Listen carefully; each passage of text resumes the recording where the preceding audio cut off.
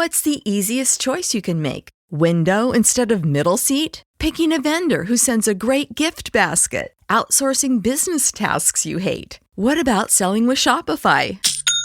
Whether you're selling a little or a lot, Shopify helps you do your thing, however you cha-ching. Shopify is the global commerce platform that helps you sell at every stage of your business. From the launch your online shop stage to the first real-life store stage, all the way to the did we just hit a million orders stage. Shopify's there to help you grow. Whether you're selling scented soap or offering outdoor outfits, Shopify helps you sell. Wherever and whatever you're selling, Shopify's got you covered. Sign up for a $1 per month trial period at shopify.com/try. Go to shopify.com/try now to grow your business, no matter what stage you're in. Shopify.com/try. What's the easiest choice you can make? Window instead of middle seat? Picking a vendor who sends a great gift basket? Outsourcing business tasks you hate? What about selling with Shopify?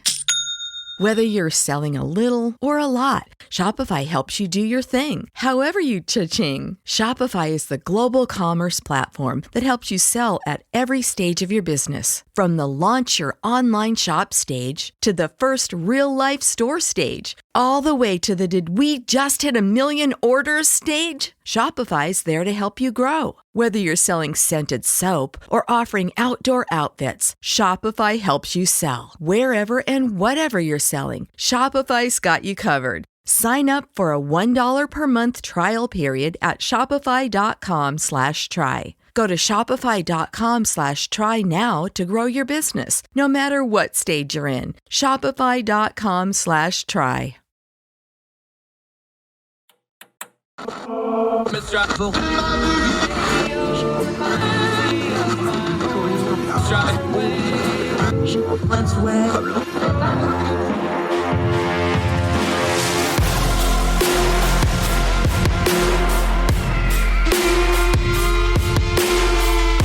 With your host, Andrew Donaldson. This is Heard Tell. It's our Tell Show for Tuesday, January the 18th. The year of our Lord 2022 is rolling along. A frigid one in a lot of the country, but wherever you and yours are, we hope you're well. We hope you're warm. We hope things are going good for you. Thank you so much for taking a little time to join us today on Heard Tell. Lots of stuff to cover. A couple things we want to get to. We're going to talk about the Uyghurs over in China. We've covered that story extensively, but now we have a rather influential billionaire here in the States who don't think it's any big deal worthy of his time. We're going to address that. Speaking of time, we're going to talk about time. Cool story sent in by one of you, the listeners, about time, a little farcical take on that. We're going to talk about that. Also, we got a good story to end the day involving Tom Brady and a young fan from earlier in the year, a moment that went viral, has a cool little update. We will get to that story as well. But first, we want to cover a really awful story. You probably heard tell about this hostage situation in Texas. It was resolved, thankfully, with only the gunman and the terrorist that was meaning to do harm here dead. Everybody else survived. There was reports of this really, really brave rabbi who, at one point, according to some reports, actually threw a chair at the guy so him and two other hostages could get away.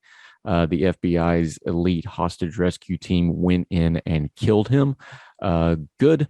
One less bad guy on the planet. But we need to deal with, besides the fact that this was a terrorist attack, we need to deal with why this individual is motivated, because it goes to something that we don't talk about a lot more. We've been kind of numb since 9/11. It's been over 20 years now.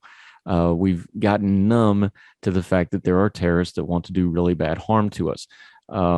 First of all, let's just deal with some abject fact here. This man, this suspect, Malik Faisal Akram, maybe Akram, I've heard it pronounced some places. He did this deliberately. He traveled from Britain. He traveled to Texas. He sought out a synagogue, and let's all be adults here. You don't trip and fall on a synagogue. He purposely sought out a synagogue. He purposely targeted Jews here. And he wanted According to his demands before the FBI hostage rescue team neutralized him, his demands was that he wanted Aifa Siddiqui to be released from prison. Now, why is that name important? Our friends over at Mediaite, our friend Sarah Rumpf, who I strongly recommend you follow, she does great work. We're actually hoping to get her on the show soon. We want to do that back beginning of the year, but she was moving and some other things. So hopefully we'll get her on soon. But she gives us some important background over at Mediaite, Mediaite.com, quoting from Sarah Rumpf's part. Preet Bharara, you may know him. He's been all over media. He has his own podcast that's pretty good too. A CNN legal analyst and a former U.S. attorney for the Southern District in New York shared details of the prosecution of Aifa Siddiqui with CNN Newsroom host Jim Acosta in the 2010 case. Was back in the headlines on Saturday after Malik Fasil Akrim, a 44-year-old British citizen, took 4 people hostage at a synagogue in Colleyville, Texas. After releasing one hostage in the afternoon, Akram was killed shortly after the 9 p.m. Central Time during a standoff with the hostage rescue team. The remaining 3 hostages escaped unharmed before he died. Akram repeatedly referenced Siddiqui's case and demanded her release from federal prison. Bharara had led the prosecution team for the criminal case against Siddiqui, who is currently serving an 86-year sentence at a federal prison in Texas.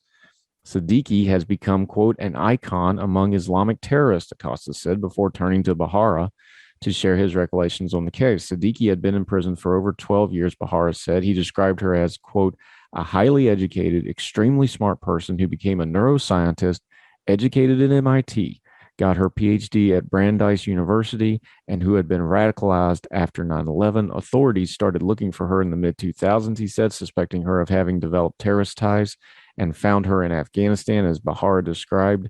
And this is a quote from an earlier piece. She was found in Afghanistan in 2008, and on her person, or in her bag on her person, were found, among other things, 2 pounds of sodium cyanide, bomb-making plans, and what looked like an apparent list of targets, including Grand Central Station in New York City and the Statue of Liberty. And she was taken in question in a building in a small town in Afghanistan while she was on the 2nd floor. Members of the 101st Airborne of the United States military showed up to join in the questioning. And in that moment, there was an unexplained, and in a moment that was unexpected by the folks who were doing the questioning, she took a firearm, an M4, from one of the people who was in the room, one of the military people in the room, and she began firing at everyone in the room. Luckily, it didn't hit anybody. While she was firing, she was stating anti-American sentiments like, I want to kill as many effing, we're going to bleep this, effing Americans as I can. She was taken into custody, and after being shot and taken care of medically, she was then sent to New York for prosecution. Siddiqui's trial took place in January 2010, and the court had to take what Bharara called a highly unusual step of having her watch much of her own trial via a live feed from her prison cell because she kept making outbursts in court, anti-Semitic comments, and other threatening comments. She was convicted and got a very significant sentence, Bharara said, because of the nature of her crime, the terrorism enhancement, and the discharge of the weapon, plus her own behavior before, during, and after. Her sentence had made her a martyr in the eyes of the people who are anti-American and jihadist, Bharara said, specifically because of the uniqueness of her being a woman and highly educated, and there were those who used it as an excuse for extreme acts of violence, like had been seen at the synagogue in Texas, to show solidarity with her and try to get her released. Bharara goes on to detail other things. You can read it in the piece. But moral of the story, terrorism is still out there, even though we've kind of not paid attention to it in America. We're kind of lulled to sleep on it. But a man over in England was motivated by somebody most of us have never heard about to come over here and commit violence. She was arrested and detained because she wanted to kill Americans, and she continued throughout the process of her attacks and through her trial to spout anti-Semitic stuff. So no, it wasn't accidental that this terrorist showed up at a synagogue to demand her release. It just goes to show that we can never let our guard down. This name, this woman who you probably never heard of before this, was inspiring somebody who tried to come over here and commit an awful act of violence. Thankfully, the only person that died here was him, but we've seen other attacks on synagogues, and we've seen other terrorist attacks on other targets that have gone far worse. And I hate to say it, but it's a matter of time until one of these crazy makers and terrorists succeed at hurting people. We should never let our guard down. No matter what we get wrapped up in talking culture and politics, there's people in the world that want to do us harm, and they want to do us harm for reasons that we don't always pay attention to, but they mean it and they're coming, and we should be vigilant. We've all seen that are old enough to remember things like 9/11. What happens when we let our guard down, when our government doesn't take care of business, and when really bad people want to do us harm and try to and succeed. God help us when the next one comes if we are not prepared. Thankfully, this one was stopped. Thankfully, Siddiqui is in prison for the rest of her natural life. And thankful for the law enforcement folks that stopped the synagogue, including the brave rabbi who made this not be a tragedy. But we must be vigilant. More Heard Tell right after this.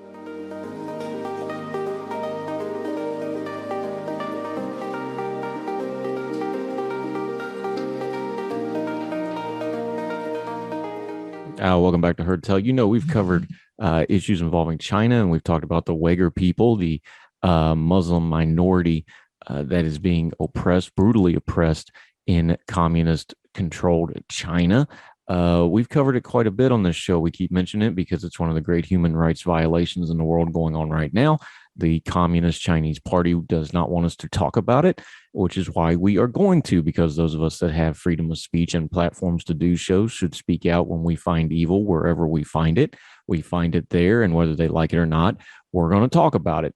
Well, one of the minority owners, 10% owners of the Golden State Warriors, was on a podcast and got himself in this little bit of trouble for some offhanded comments he made about the Uyghur people. On this podcast, this is from KPIX, that's the CBS affiliate out in the San Francisco Bay Area.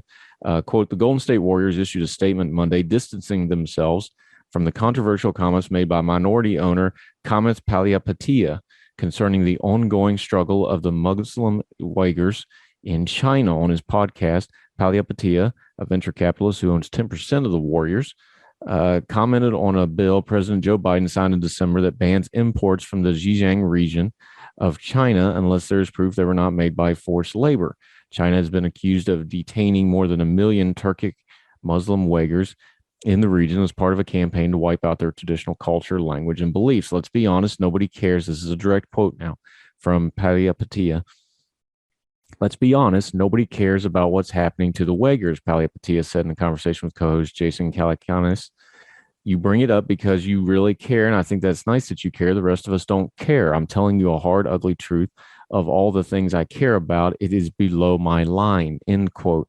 Palihapitiya's comments have triggered a wave of harsh criticism on social media, including from NBA standout Enes Kanter Freedom, who added freedom to his name after becoming a U.S. citizen.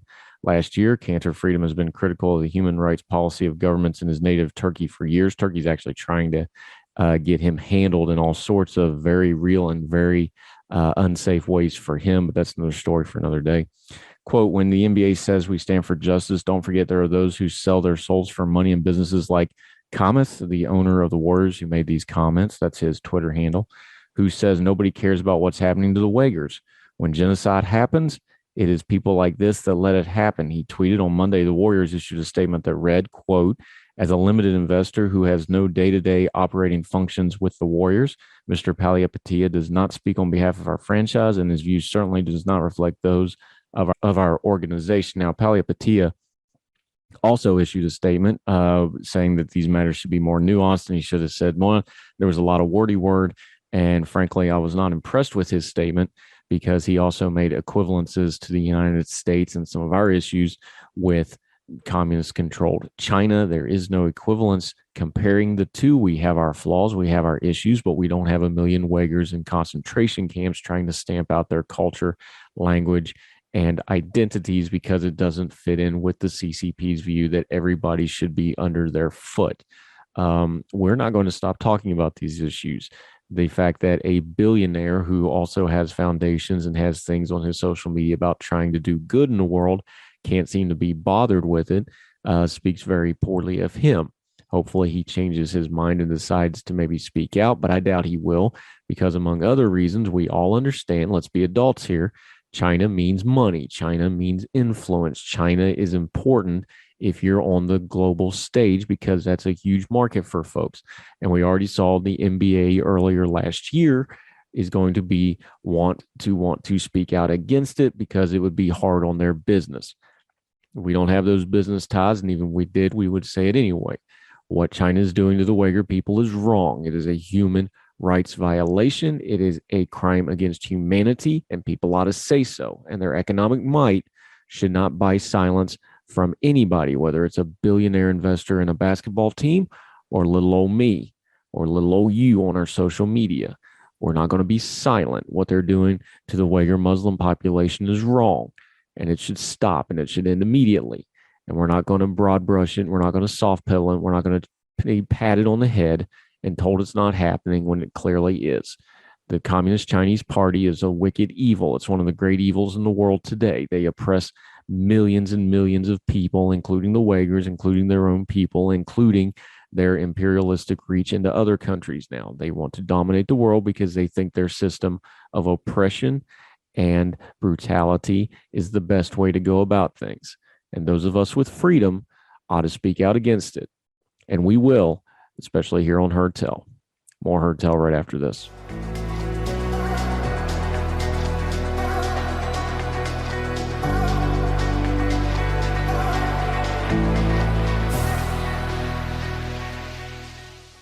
It's Heard Tell, one of our regulars when we go to economic type issues, and he is an economist, not a communist, as my daughter misheard me introducing him earlier when I said economist. Jericho Hill, how are you, sir? I'm doing very good today. How are you doing, Andrew? Taking a sip of his designer beer with his pinky up because he's one of them DC elitist type people. It's literally a harpoon that you have after beer league softball. It is by far not a fancy beer. Duly noted. We kid those that we love. Now, Jericho's great people. We love talking economic issues with him. I want to start with some big picture stuff, and then we'll talk a little bit because I want to get into housing with you, which is something you're kind of specializing in lately. But I see a trend on social media and even the news media, even the talking heads and economists. They seem to only talk to the general public about economics using counterfactuals with whatever the headline of the moment is. And I know economics is this really deep thing. You were even tweeting about this the other day, I think. I don't know that we're doing this in a really healthy manner because I understand it's too big of a subject for Twitter or Facebook posts or even an 8 or 9 minute interview. I've had you on for a whole hour and we barely scratched the surface of certain things. But this seems like a really bad way to try to communicate about something that's multi-layered, multifaceted, and changes 5 minutes after you try to explain what's going on right this minute because it's already changed again, isn't it? So, I mean, I get the hint here that you're talking about the great inflation debate of this past week and the shocking headline number of 7% year-over-year growth in inflation. And among other things, yeah. You know, but I'm gonna rip on that for a moment because, you know, yeah, that's a high number for year-over-year inflation. Anybody that says that's not a high number, I don't know what they're doing.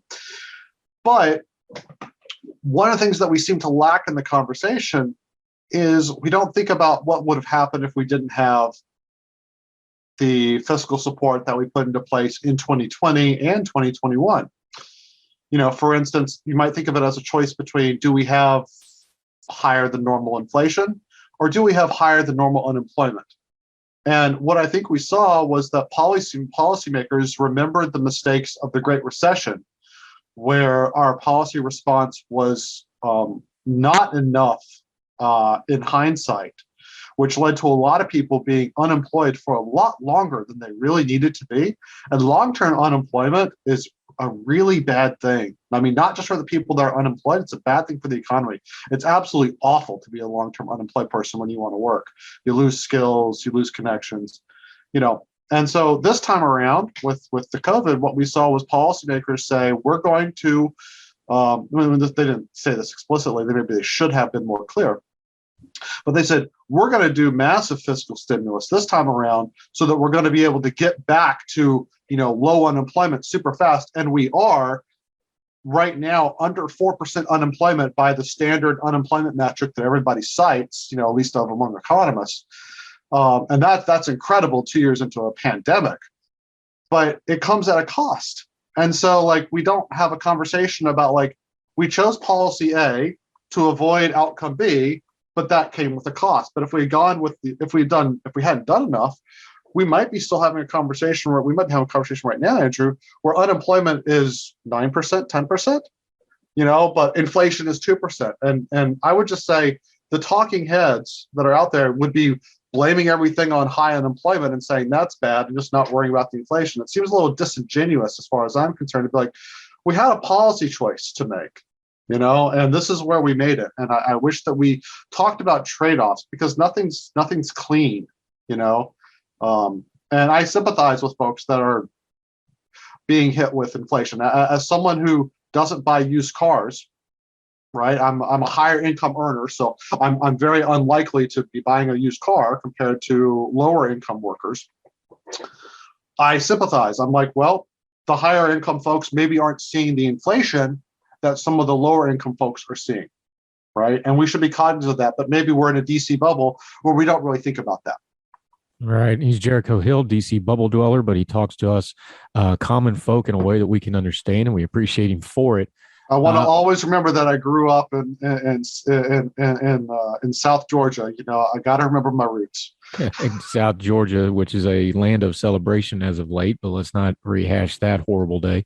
Hey, I do want to rehash that because apparently the last play when Georgia won the national championship was on a third down and 28 yards. So I can conclusively determine that the curse of Atlanta sports is now over.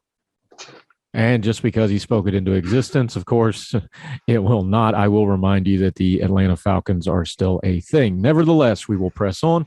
One of the things you just mentioned there before we got derailed into the land of Georgia college football, you talked about the unemployment rate. We have really long, well-established metrics for unemployment, the U3, table A15. Everybody knows, every quarter we got to pull that out, go through it.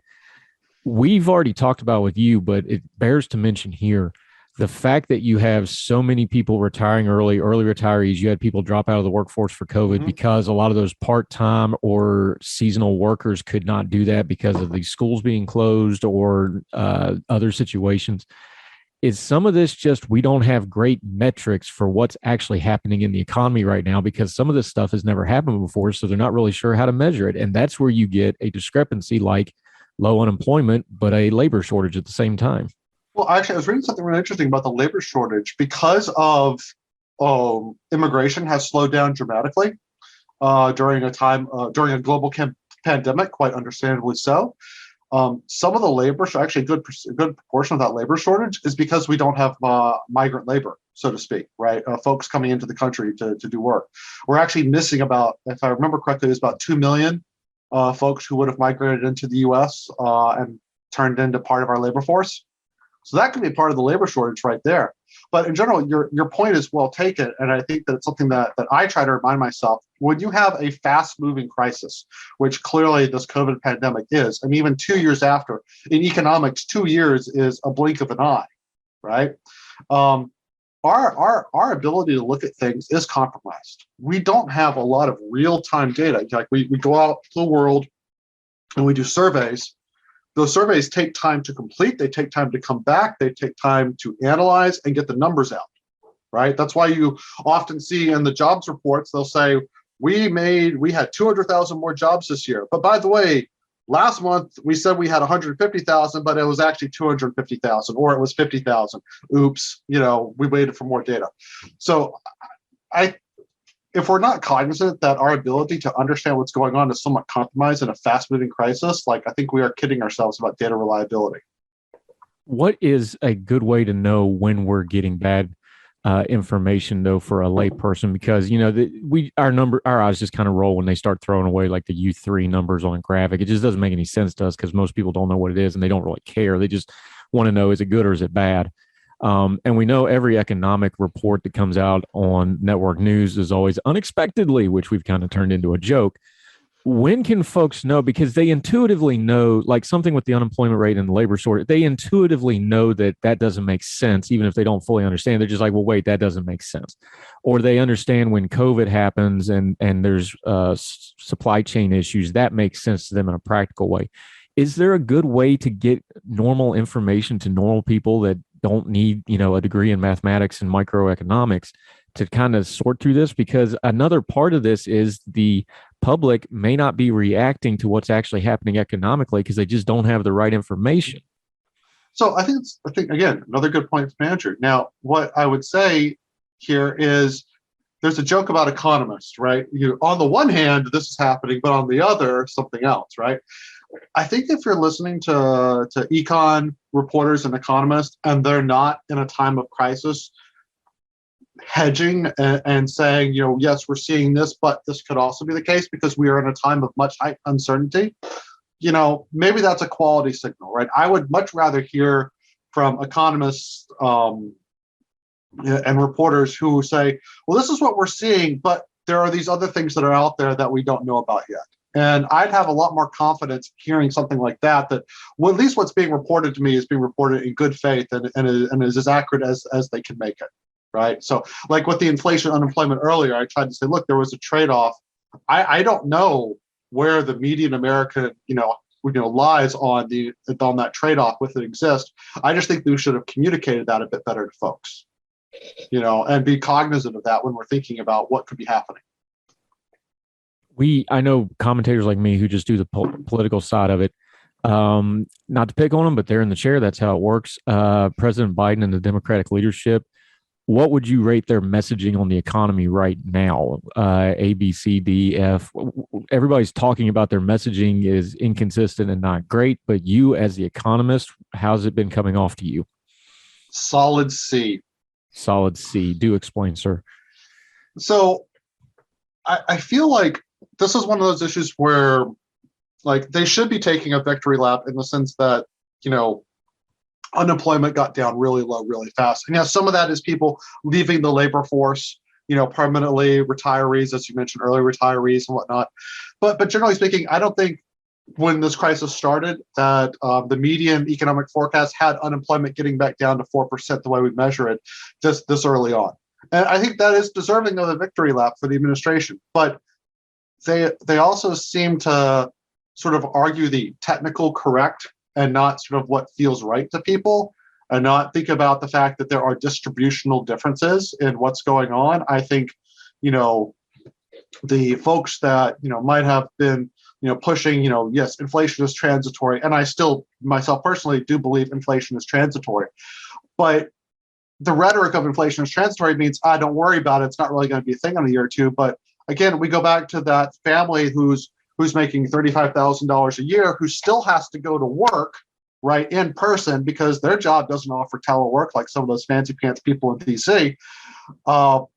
And their car broke down and they got to get a new car, but nobody's selling their cars, so used car prices shot up. So now they got to pay a lot more money for a used car.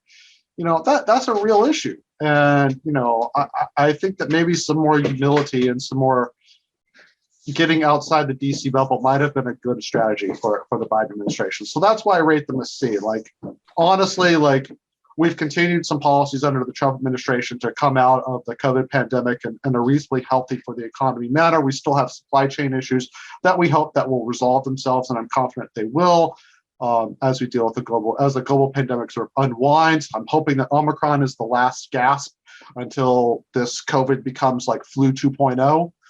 That would be really nice. And we might be beyond this by the end of 2022. But, let's not pretend that there's not a significant slice of the population that's hurting. Yeah, we're talking to Jericho Hill. We're going to talk about some of those things like the telework change in the economy. We're also going to get into a little bit of housing, which is kind of his area of focus outside of his day-to-day economic jobs. We're going to get into all that with him on Heard Tell right after this.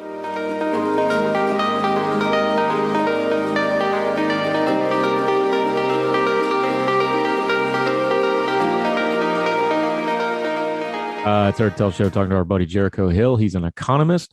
He's one of them DC dweller people, but he's one of the good ones. We like to get his perspective on things. You were talking about telework just a minute ago. You mentioned also 2008, 2009, the Great Recession. That's kind of the last big economic crisis people will have fresh in their minds. But that was a crisis that was brought on mostly by housing, bad loans, predatory lending, these sorts of things. This crisis is more of supply side stuff that's going on with the inflation and such like that. One of the big differences, though, is we've got this thing called telework now. So when you dump people out of the economy, or out of the workforce, I should say, not the economy, they're not actually leaving the economy. They're just moving the workforce to home. That has massive, massive implications to the wider economy, though, when you have people just working from home, though, don't you? Yeah, for instance, I've got a family member who was working for an IT firm out west. And after COVID, that firm decided they're going to go fully remote. And so he moved from out west all the way down to Florida, completely up and moved basically to farmland in Florida, where he can still do his job, and so that allows, I think, there's this new thing going on where certain white collar jobs, because for a lot of service sector and retail work that still takes place in person, so that's not subject to telework.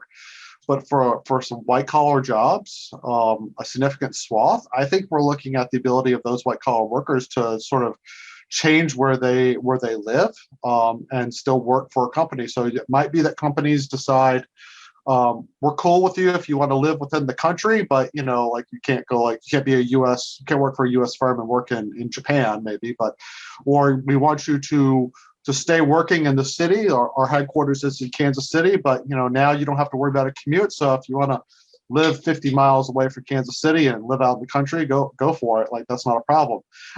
And I think that has, if we think about that has, obviously implications for the distribution of white collar workers in this country, their geographic location. That will play into what housing prices are. Look, the city that had the highest year-over-year price increase in housing is Boise, Idaho.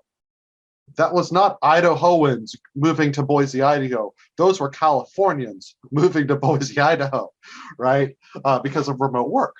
The other thing that I think we have to think about is, what does this do to the downtown workforce that was previously catering to the white collar workforce that now is more than likely working from home? What happens? Do these office buildings that are now vacant get repurposed into condos and apartments for like 20-somethings that want to live in high amenity, great restaurants, clubs, city life that a lot of people in their 20s want? And maybe that helps that keeps the retail and the restaurants moving. Or does the activity of our service sector also have to shift over to where people are now working? We're living. I don't know. We're obviously only 2 years into this, and we're only seeing little hints of it. Is the telework revolution, from an economic standpoint, is it good, is it bad, or is it neutral? And by that, I mean, if this is a trend that continues where you have, I'm just going to pick a number here because nobody probably really knows the number, but let's say out of the workforce, you got 5 million people doing this, just hypothetically. If you have any kind of a big number like that moving, but if it becomes a sustained thing of telework, is that going to be a good thing, a bad thing, or a neutral thing, economically speaking? Well, I first want to speak to it on a personal level. I think that if we have a situation where more people have a broader choice on where to live, right, and where to work, like, to me, that choice has to be a good thing, right, for the people, right? And obviously, again, there are costs, right? What happens to folks that worked in jobs that were previously concentrated in the city center, so to speak, the restaurant workers, right? Now, so I think telework overall, greater access to telework is probably, if you were to put a gun to my head, I would say it's probably a net positive for the economy, but that's an average. That's not the experience of everybody. And so I would hope that as we sort of think about, I think we should be planning for a world in which where you work and where you live is somewhat decoupled, right? It could be decoupled in the sense that maybe, I'm a DC, I work for the federal government. Maybe I don't need to live right near DC. Maybe I can live out in Loudoun County or, closer to the West Virginia border, a state near and dear, obviously, to your heart, because I want to live near the mountains and I don't have to worry about commuting. That could be, that could change the, where folks want to live, but, it could also mean, that maybe, do we connect the same way that we do, right? So some companies are responding to the telework by saying, hey, you can continue to telework. We're going to allow you to telework permanently. but you still have to live within like a certain radius of your assigned home office, because we're still going to have meetings every few weeks. We want people to be in person. And we probably haven't reached the point of society where we're willing to make really important decisions virtually. Like, I think there's still a value to actually seeing people in person, reading body language. It's probably why in-person poker is so much better than virtual poker. I don't know. I'm a lot better at virtual poker than I am in person, but that's another topic for another day. Another one of those indicators, like you were just talking about, though, is housing, of course. For most people, their house is the most expensive, biggest ticket item in their personal finances. We also know that housing is a huge economic indicator because I forget the exact number, but I know if you build a house, it takes like 27 separate trades to build a house, this sort of thing. It's always an economic number. But it's also one of them confusing things to folks because we keep hearing we have, economic concerns, maybe not a full-blown crisis yet, but a lot of people are worried about the economy. And yet the housing market is just going through the roof. It's crazy what's going on in the housing market right now. And then at the same time, people keep hearing about a housing shortage for lower income people. Here's another one of those things, Jericho Hill, doesn't make a lot of sense to the normal person. Explain it to us. So look, I'll try to explain it very simply, right? You mentioned the great financial crisis of '08, right? So if you look at how many homes we were building versus how many new people wanted to buy a home before 2008, we seem to be doing a pretty good job. Like, housing supply and housing demand were meeting each other. That's a good thing. Post-crisis, we have had more housing demand than we've had housing supply increase. So, even though I hate Economics 101 as being used as a model to explain what's going on, I'm going to appeal to an Econ 101 model. When demand keeps rising and supply isn't keeping up, prices are going to rise, right? And that's sort of irrespective of the interest rate environment or anything else. Like that's just what we see.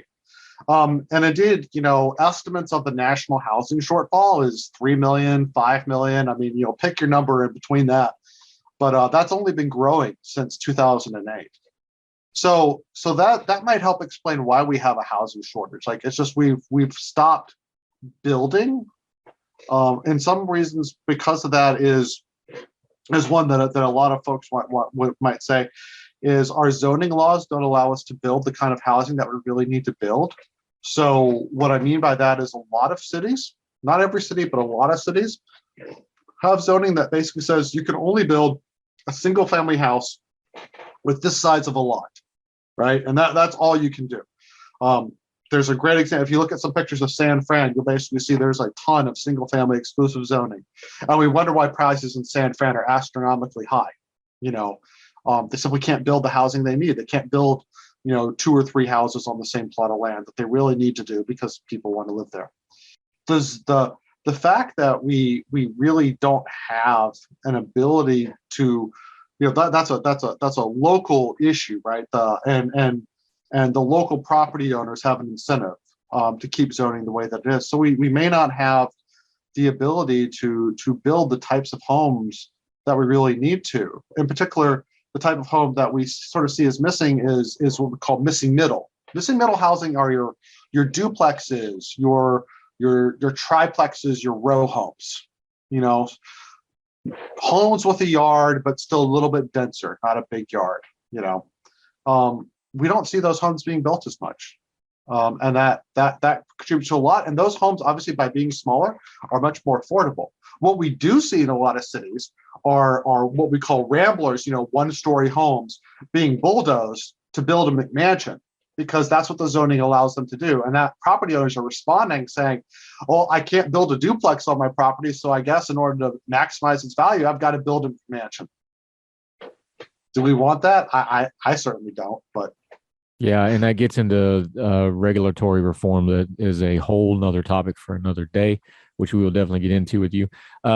Jericho Hill joining us, good economic stuff, but you've got a little bit of a side project going. You've got a Substack going with some numbers, just some raw data for folks. Let folks know what's going on with that. Yeah, sure. So look, I started this year. I wanted to sort of bring housing statistics to a lot of folks. So I have a Substack. Apparently all the kids have a Substack these days. So that's what we do. So it's jerichohill.substack.com.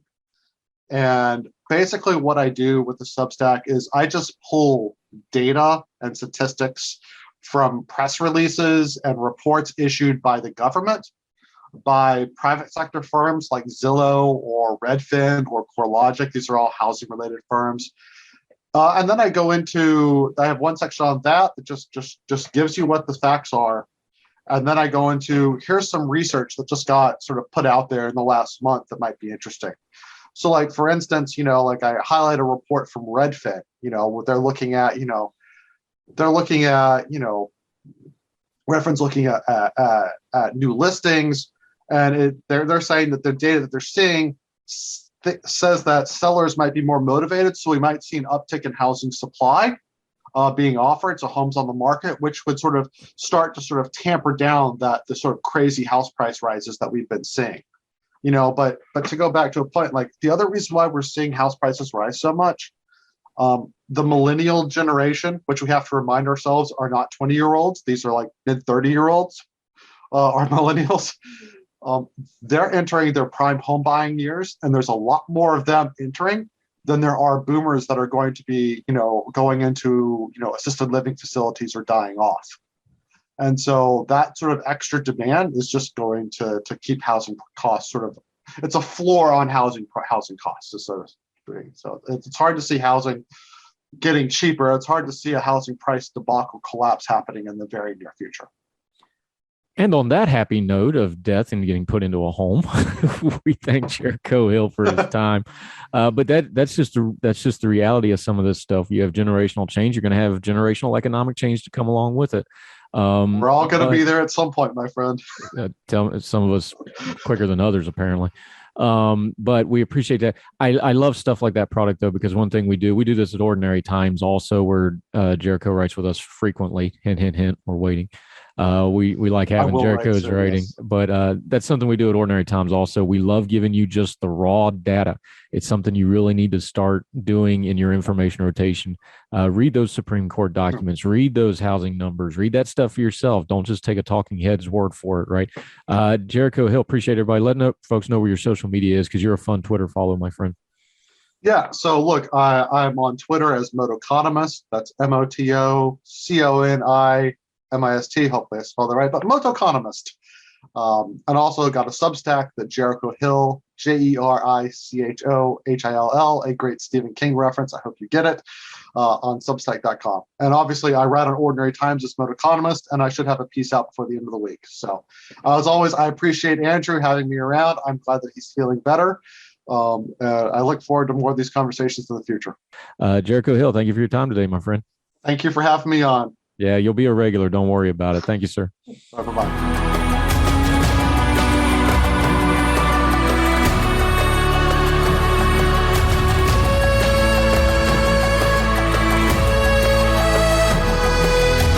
Welcome back to Heard Tell. We're always telling you we love to hear from you, the folks that take the time to watch and listen to Heard Tell, because if you don't do it, there's no point in us sitting here talking. So somebody who rather remain nameless wanted to share this with us, send it in to us. It's from McSweeney's. It's written by a guy named Eli Grober. It's called Here's How Time Works Now, and it's pretty clever. We thought we'd share it with you here on Heard Tell since it was sent in. Here at Time, we've made a few changes, and you may be experiencing that we think you should know about. Please see below. This is from McSweeney's, now kind of a little tongue-in-cheek. A minute used to be 60 seconds long. We thought we could spice this up.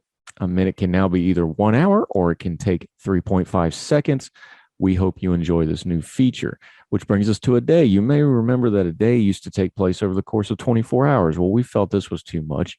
A day is now over the moment you first ask yourself, what time is it? It does not matter what time it actually is when you do this. As soon as you ask or think, what time is it, for the first time of that day, even if it's still 10 in the morning, it'll suddenly be 8 o'clock at night. Does that make sense? I hope so, because that brings us to a week. A week was once measured over the course of 7 days. Our testing showed that this has been way too short for way too long. So we made a big adjustment. A work week now takes an entire year. From Monday to Friday, you will feel like it's been, and you will actually age an entire year. This is non-negotiable, which brings us to the weekend, and a weekend just doesn't exist anymore. You will go to sleep on Friday, and you will wake up on Monday with a vague memory that you may have watched an entire TV show, every episode, every season, sometime in the last 48 hours, which brings us to a month. Now, let's talk about months. Months used to be pretty inconsistent. Some months were 30 days, some were 31, and one was 28 or 29. This seems too confusing. So now they're all just 4 days long across the board. That's right. Every month now takes 4 days. You'll get to the end of the month and think, wow, that felt like it was only 4 days, which used to be only 1 day shy of a week, but it's now just 1/90th of a week because a week is a year and a month is 4 days. And you'll be right. Now, I bet you're wondering what a year is after all this. So, well, I hate to say it, but we're all wondering what a year is. The guy who was in charge of readjusting a year just quit, and he won't talk to any of us. So your guess is as good as mine. But I think it's going to be a pretty long time. That's from McSweeney's, a guy named Eli Grober. Here's how time works now. You can find that a little bit whimsical. It was sent in by a listener out in California. We sure appreciate that. If you want to engage with the show, you got something you want to send us, questions, comments, epistles, whatever you got, send it to us at hurttellshow@gmail.com, at hurttellshow on the Twitter. We'd love to hear from you. Also, my own social media at Four for the Fire. You can find me on there. Love to hear from you. Love to engage with you. Be nice. Keep your bearing. Might even put it on the show like we just did with this article from McSweeney's, and we'll do more Heard Tell right after this.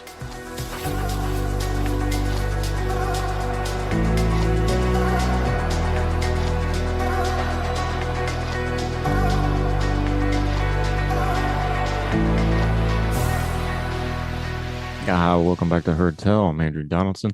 We always try to end on a happy note or a good note or something a little more uplifting with all the heavy topics we have to talk about on Heard Tell. And here's a good one involving the GOAT, the greatest quarterback of all time, Tom Brady of the Tampa Bay Buccaneers. You may remember a couple of weeks ago, he met a cancer survivor, a young boy who had brain cancer, and shared a moment with him after the game in the stands. Well, there's a bit of an update.